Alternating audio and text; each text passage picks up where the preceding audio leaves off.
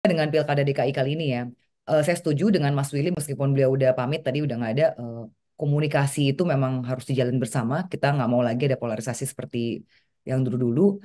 Saya senang ketika ada sosok misalnya Pak Ridwan Kamil yang tadi kata Prof Burhan berhasil mengambil dari dua ceruk, yaitu ceruknya Pak Ahok maupun ceruknya Pak Anies begitu. Berarti kan mungkin ini sosok yang jangan-jangan bisa jadi kuda hitam gitu kan. Karena kan kayaknya kalau saya lihat pribadi Golkar ini tidak terlalu yakin untuk memajukan Pak Ridwan Kamil ke DKI ya, karena ini kan gamblingnya terlalu besar dengan harga yang begitu fantastis, ya lebih baik dapat maju di Jabar. Udah mungkin ya semudah membalikan telapak tangan kalau Pak Ridwan Kamil di Jabar, dan paling tidak kursi Golkar untuk 2029 mungkin lebih aman begitu Mas Burhan ya. Kalau hitung-hitungan nih untuk 2029 dan kita mau tarik lurus dengan keuntungan partai terkait dengan perolehan kursi di legislatif 2029. Tapi kalau ditanya efek Jokowi dan Prabowo. Saya ingin kembali ketika pertama kali seorang Jokowi, orang Solo yang tidak ada yang kenal namanya. Saya rasa waktu pada saat itu 90% orang Jakarta tidak tahu siapa sosok Pak Jokowi.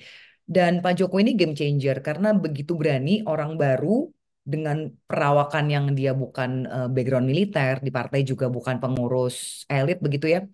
Pasangannya double minoritas lagi, namanya Ahok gitu, double minoritas kan. Di mana coba kita bisa berpikir bahwa ibu kota Indonesia yang merupakan negara muslim terbesar keempat di dunia, nah, negara muslim terbesar di dunia, itu bisa punya capital city-nya punya wakil double minoritas, seorang Chinese keturunan Tionghoa dan seorang non-muslim. Tapi berhasil karena berpasangan dengan Joko Widodo.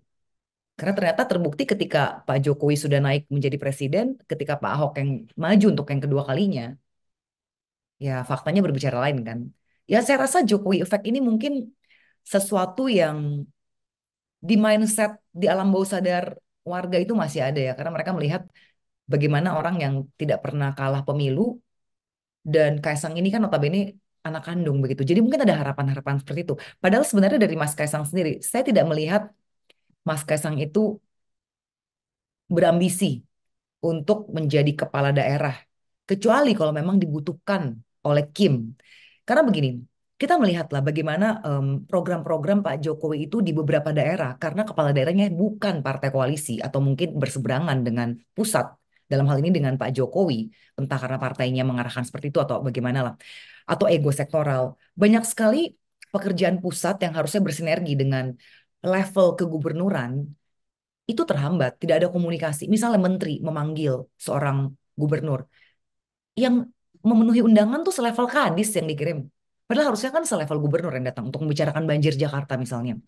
Nah, jadi kalaupun sampai Mas Kaisang maju di daerah manapun, itu pasti tujuannya satu, supaya program pemerintah pusat itu bisa sejalan dengan kebutuhan pemerintah lokal di daerah itu, dan tentunya memenuhi kearifan lokal ya, karena kita tahu kita punya program makan siang gratis yang harus disukseskan, dan saat ini kan juga sudah banyak tuh orang yang berusaha mengganggu dan berusaha memelintir, berusaha menggoreng lah bahwa makan siang gratis ini tiba-tiba katanya turun budgetnya, padahal kan itu merupakan spekulasi-spekulasi ya. Jadi saya lihat Mas Kaisang dia tegak lurus untuk kepentingan Kim pada saat ini. Tapi tentunya eh, secara PSI kita selalu membuka diri. Partai manapun yang mau datang, monggo. Betul kata Mas Willy beberapa hari lalu elit-elit partai PSI itu bertandang ke Nasdem, bertemu dengan Pak Surya Paloh. Mas Kaisang menyampaikan selamat ulang tahun untuk Pak Surya Paloh. Dan ya saya rasa memang betul komunikasi itu penting, kita harus menjalin terus. Dan jangan lagi lah DKI seperti kita tahu ya beberapa waktu yang lalu polarisasinya kan tinggi sekali ya.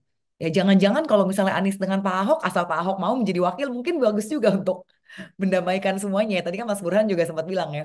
Dan itu tinggi sekali kan di atas 50% gitu loh. Tapi ya kita will see lah, karena pada akhirnya ya saya berharap siapapun tokoh-tokoh yang nama di hasil surveinya tinggi bukan mementingkan ego pribadi atau ego partai saja ya, tapi mementingkan apa sih yang terbaik untuk kebutuhan DKI. Karena saya yakin meskipun nanti ibu kota pindah ke IKN, Indonesia akan jadi akan punya dua titik seperti Tiongkok begitu dengan Beijing dan Shanghai-nya. Beijing sebagai pusat pemerintahan dan Shanghai adalah pusat ekonomi. Seperti New York dengan Washington. Dan menurut saya itu untuk sebuah negara yang besar memang kita butuh dua dua tempat, bukan hanya semua terpusat di satu tempat. Jadi memang meskipun nanti sudah tidak menjadi ibu kota, saya percaya siapapun yang memegang di DKI itu harus putra Indonesia yang terbaik. Dari saya itu aja dulu. Terima kasih Mbak Rizka.